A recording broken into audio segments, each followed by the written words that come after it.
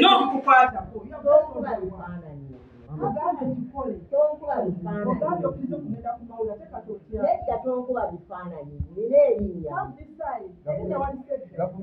gavumenti yakwala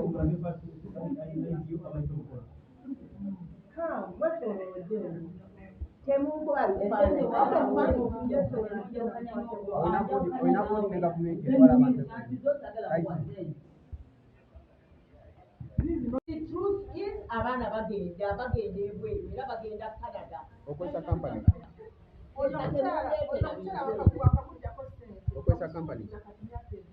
okwesa kampani kyobbatwala Kampani siwali kampani zetukozesa wabula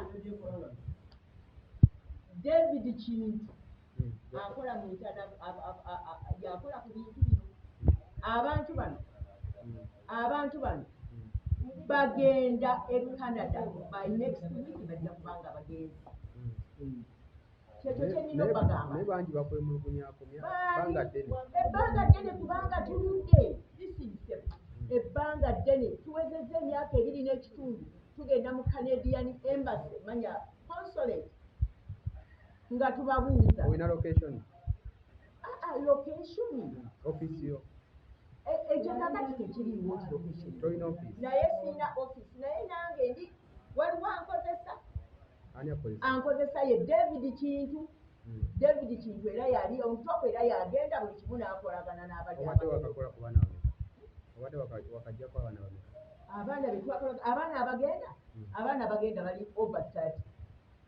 abaana abagenda bali over 30 tumaze emyaka 2 n'ekitundu tugoba ebintu bino okutuusa bwe bagambye nti kaakati tulinda ebbaluwa eva n'ennamba eva ddala salaamu. This thing is true. Okitegeera nze sisobola kubanga nekabana n'abantu mbu tufere abantu kimanyi okukusa abantu sirina nenkukusa sirakukukuta bali well documented. Nze sirina document naye David Kintu byonna birina. kampani etwala abantu kampani individual kampani ekulira abantu ebibiina ebitwala abaami ebweru okukola ekumanyi ate eruwa biwera I don't belong to any company. Era bano bwe balaba nga ngenda okutwala abantu ebweru ne bagamba baagala nabo bajoyinge no kukwata tonkuba bifaananyi tonkuba bifaananyi nedda tonkuba bifaananyi nina erinnya gavumenti yakwala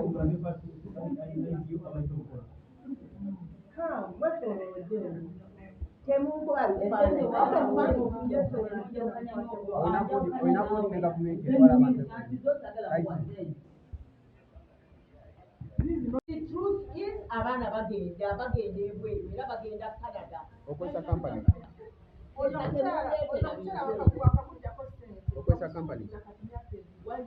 kampani kyobbatwala kampani siwali kampani zetukozesa wabula David Kintu akola mu yakola ku bintu bino abantu bano bagenda e Canada by next week bajja kubanga bagenzi kyekyo kyenina obagamba naye bangi bakwemulugunyako ebbanga ddene kubanga tuludde ebbanga ddene tuwezezza emyaka 2 n'ekitundu tugenda mu Canadian Embassy manya consulate nga tubabuuza olina location location office yo ekyo kakati tekiriiwo location tolina office naye sina office naye nange ndi waliwo ankozesa ye David Kintu era yali omutoko era yagenda buli kimu n'akolagana n'abali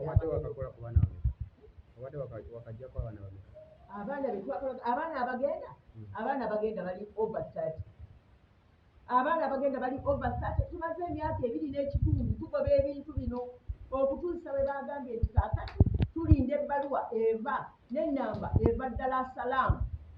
This thing is true. Okitegeera nze sisobola kubanga nekabana n'abantu mbu tufere abantu kimanyi okukusa abantu sirina nenkukusa sirakukukuta bali well documented nze sirina document naye David kintu byonna abirina. Kampani etwala abantu, Si kampani ekulira, company individual. kampani ekulira abantu ebibiina ebitwala abaami ebweru okukola ekumanyi. Ate eruwa. Biwera. I don't belong to any company. Era bano bwe balaba nga ngenda okutwala abantu ebweru ne bagamba baagala nabo bajoyininga ebyekisa in USA. If you overstay a visa in USA, they deport you. My visa expired. My visa expired in USA. If you overstay a visa in USA, they deport you. My visa expired. My visa expired. Negamba nga ntwalawo ekitabo Kamera zakwata. Kamera zakwata. Nati mbabuuza nga ntwalawo ekitabo ky'abagenyi. I don't need it and I have never taken it. Obeera wama. Mbeera ntere. At times mbeera Kampala mukadde naye mbeera ntere. Era abantu bonna bajjanga entebe nga bajjanga mbagamba mugenda naye duration Canada ebintu. Negamba nga ntwalawo ekitabo Kamera zakwata. Kamera zakwata. Nati mbabuuza nga ntwalawo ekitabo ky'abagenyi. I don't need it and I have never taken it. Obeera wama. Mbeera ntere. At times mbeera Kampala mukadde naye mbeera ntere. Era abantu bonna bajjanga entebe nga bajjanga mbagamba mugenda naye duration Canada ebintu zange ezo zange ezawa zizo passport zaabwe Sente wadengo bajjako zange.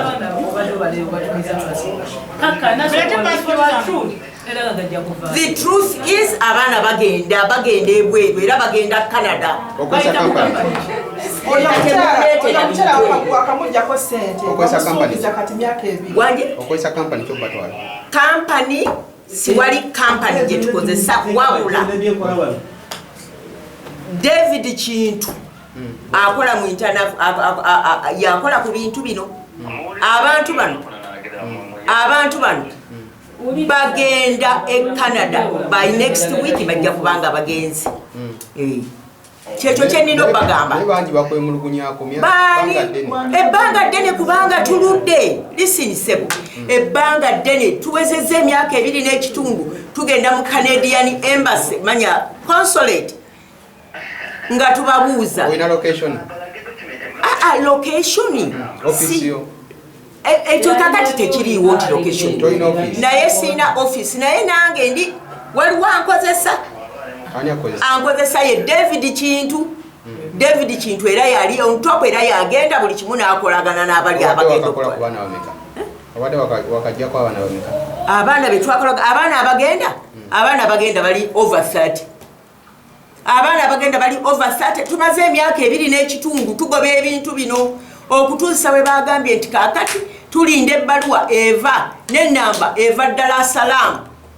This thing is true. Okitegeera nze sisobola kubanga nekabana n'abantu mbu tufere abantu okimanyi okukusa abantu sirina benkukusa siba kukukuta bali well documented naye David Kintu byonna abirina kampani etwala abantu si company individuals kampani ekulira abantu ebibiina ebitwala abaana ebweru okukola ekumanyi ate eruwa biwera nze I don't belong to any company era bano bwe balabanga ngenda okutwala abantu ebweru ne bagamba baagala nabo bajoyininga eby'e Canada wano nga tovaawo nakajjawo nedda nakajjawo tulina n'ebifaananyi byowatwala gundi ekitabo ky'abagenyi nga nkitwalawo era bye bakiŋŋambye ntidde ne ŋŋamba nga ntwalawo ekitabo ky'abagenyi nati mbabuuza nga ntwalawo ekitabo ky'abagenyi I don't need it and I have never taken it. Obeera wamanga. Mbeera ntebe. At times mbeera Kampala mukadde naye mbeera ntebe. Era abantu bonna bajjanga entebe nga bajjanga mbagamba mugenda naye duration Canada ebintu birwawo. Bakunoonyezaako okufera abantu. Siferanga ku muntu wano wallahi. Era bakulipotinga okudda mu Uganda. Ebyokundipotinga that is overstay of a visa. If you overstay a visa in USA, they deport you. My visa expired. My visa expired. Do you have any document? My visa expired.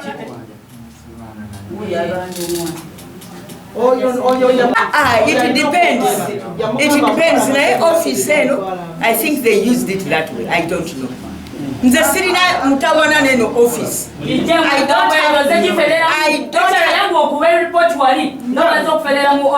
have. Excuse me.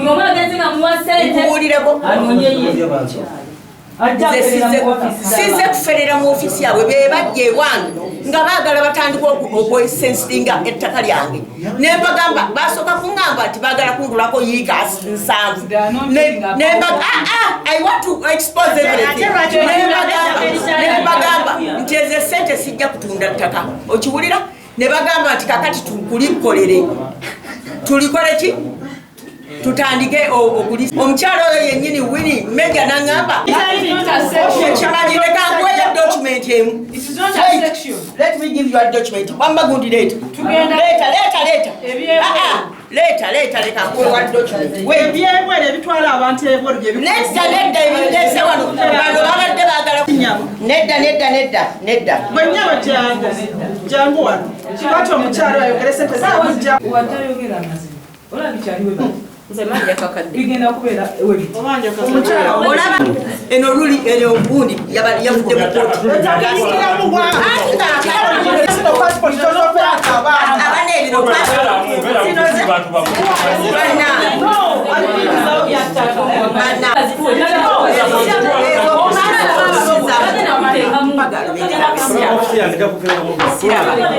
No, let's go and do it this outside.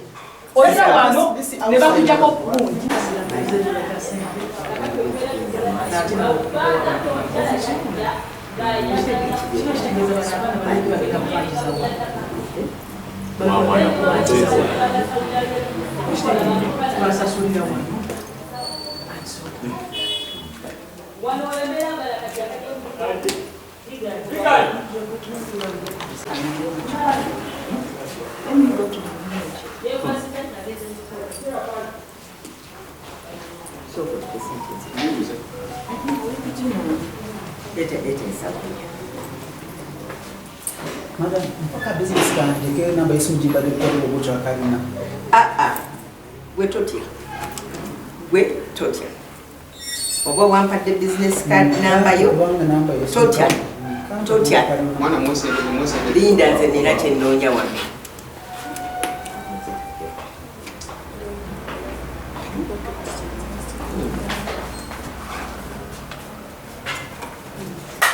Mitwalo 15 zompadde njagala zikuwa.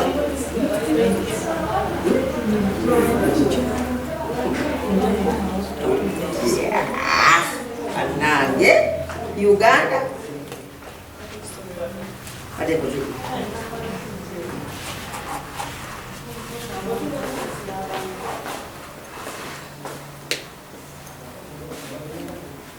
Anole kemupende mpola.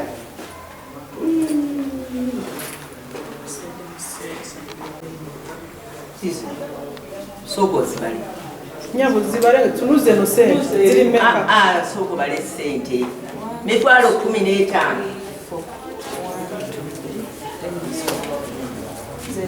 Otobanje weddeyo. Zabadde bakamuwa. Genda. Ate gali abiri gwagambe galiwo. Yaga kudiza. Zino muwadde leero. Ate zino kato muwanja weekend. Abiri. Umwanje kwala weekend.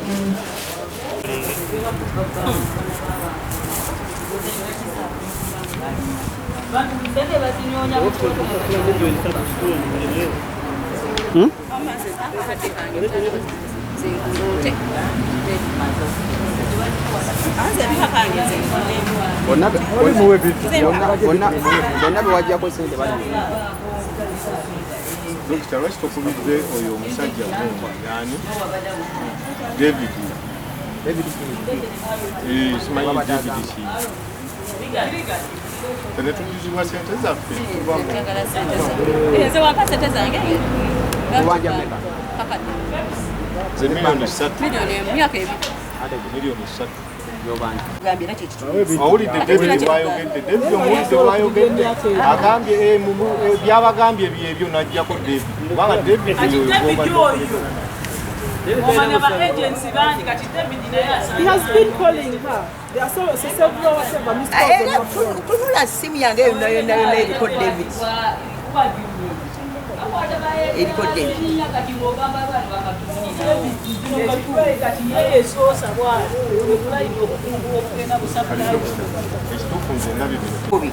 Olaba nkukubira essimu y'ekugamba kati ndi myaka 2 era 2 kitundu nga bwe yayogedde myaka 2 kitundu nentuuka okusaba passport yange ekigenda mu maaso yaginziriza nze yagimuwa passport eyange byonna baabitwala neyange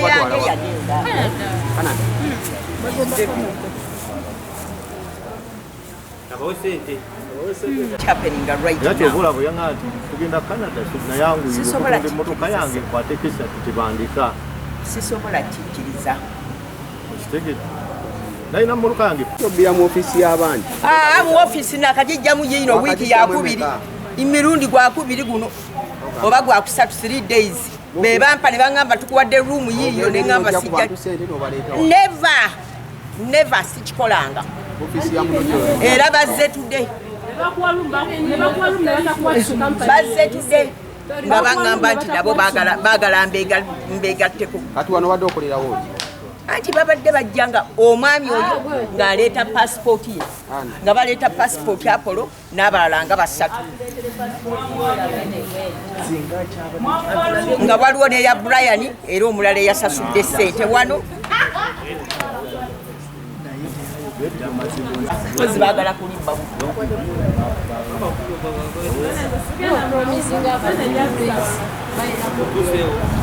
ekooti abantu ku makya bamala ebintu nti ekooti yaggulu is this a setup mukama ajja kubindaga okutwala sente yo si setup kati wamaze mukubira omwana oli n'atuuka n'okwagala okwasaga alubindi zange n'azinzijako n'azikasuka eri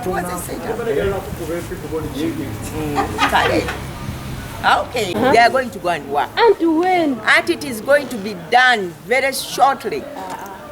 Ate kakati nze Canadian embassy. Abantu anyone can come and say I'm a Canadian. No, I'm not. Terazize wano nze nga manyi office njirabye nirabye tugenda okusayininga.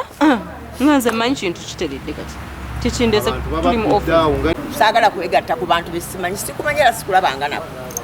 Era sikugambye sikubirangako simu nti jangu nsange wano bano be baŋŋambye jangu leero okime passport ez'abana eza Apollo neya Brian n'abalala abantu nga 4 babadde bagenda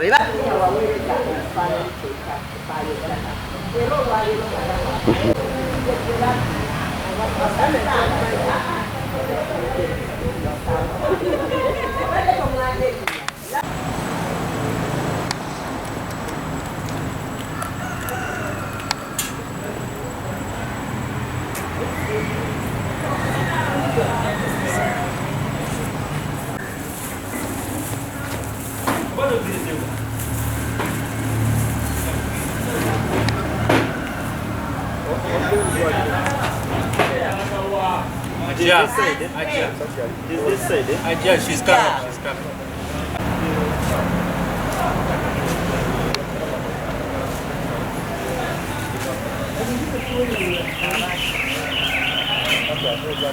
eyekawempe ejje tuyitangazeemu emukwate tusobole okununula abannayuganda abafererwa buli lunaku. There are so many girls out there babajjako ssente empitirivu babalima nti babafunira emirimu naye ng'ate emirimu mutuufu tegiriyo. N'olw'ensonga eyo tusaba buli muntu yenna ayina jjali ng'amanyi nti Dr. Lugudde Nabatanzi Elizabeth yamufera oba yamuggyako ssente amutwala Canada si bituufu. Ajje ku Kawempe wanetula ku poliisi ayambibwe era ssente ze azimuddize. Lwaki tukoze kino? Kuyamba bannayuganda ababbibwa buli lunaku ti babatwala bweru naye nga tebiriiyo. Sigadde nze Nyiramugisha Emile. tunda n'ekizimbe nze njagala mubeere shuwa nga bwolaba bwe natunda nze bwe nzijukidde n'obusumu ne bunkwata natunda mmotoka nga bw'oyogedde nagikuvugira njagala mubeere shuwa nti mugenda nange njagala sente zange kugenda mamange situmanyi Ni ofisi ewezi. era nze mbadde manyi eno ofiisi tetunala kumala mwezi naoyo omukyala adde ne wiiki ebi tezinaweza era singa omukulu oli tazze anti era olaba nti omukulu oli azze mutuufu nga bw'ali manya ofiisi Twogera amazima nabagamba tulina tetuwayidde. Mwogere ebituufu. Njogera amazima. mwogere bitono nzokka bakubira okugamba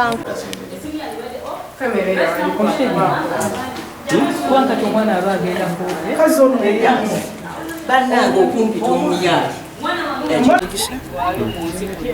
twafunamu obuzibu bw'omukyala omu eyajja ku ofiisi yaffe omukyala bamuyita Dr. Nabatanzi Elizabeth Lugudde omukyala oyo yagamba nti atwala abaana e Canada naye nga obutuufu bwakyo twali tetukimanyi oba kyali kituufu asi kituufu naye nga alina interest ebeera eferera abaana abo ku ofiisi yaffe kati nga ffe bannanyini office we started investigating on it mpola mpola kati mukama olwali lwatuyambye abaana ne bajja nga bangi nga bamu babanja ssente myaka 2 myaka 3 kwegamba nga zze ng'atwala ssente ku baana abawala n'abalenzi tabatwala Canada emyaka 2 ne 3 naye nga tewalina gy'abatwala so kasita tulaye nga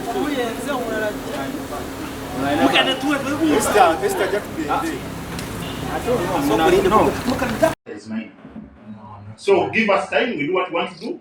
They just say one thing, then we get back to you. Yes. Then I told those people, say, what's the problem? We come here to the office. We come to the office. We say, hey. Then I can call another time. I gathered them. Telling me, so can I call this? I want to get them. You have your passport. Sente. Pasal saya ada ramai abade ramai kita ada dulu. You man, what are you doing? You are my doctor. Come, what are temunkuba bifaananyi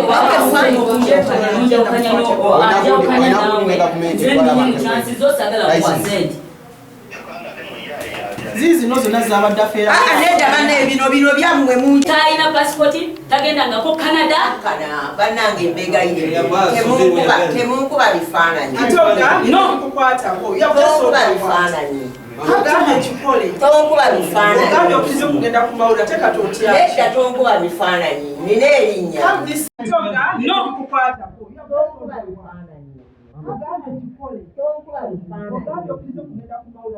nedda tonkuba bifaananyi nina erinnya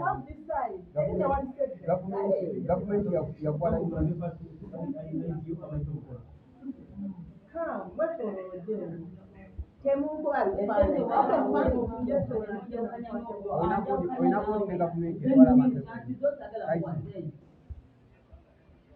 The truth is abaana bagenda ebweru era bagenda Canada. Okwesa company. Okwesa company. Okwesa company okubatwaala. Company siwali company ekozesa wabula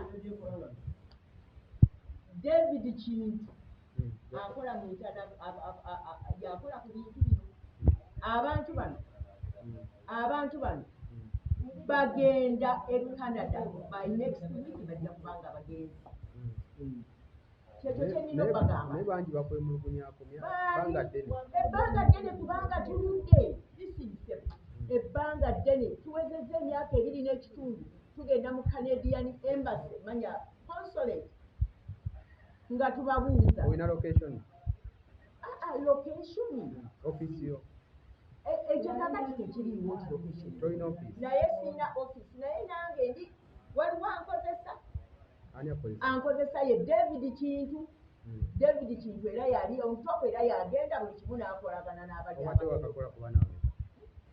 wakajjako abaana abagenda bali over 30 abaana abagenda bali over 30 tumaze emyaka 2 n'ekitundu tugoba ebintu bino okutuusa bwe bagambye nti kaakati tulinda ebbaluwa eva n'ennamba eva ddala salaamu. This thing is true. Okitegeera nze sisobola kubanga nekabana n'abantu mbu tufere abantu. Okimanyi okukusa abantu? Sirina nekukusa, sirakukukuta, bali well documented. Nze sirina document naye David kintu byonna birina.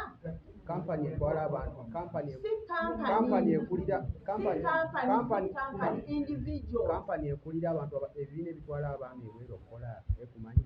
Ate eruwa? Biwera. I don't belong to any company. Era bano bwe balaba nga ngenda okutwala abantu ebweru ne bagamba baagala nabo bajoyinge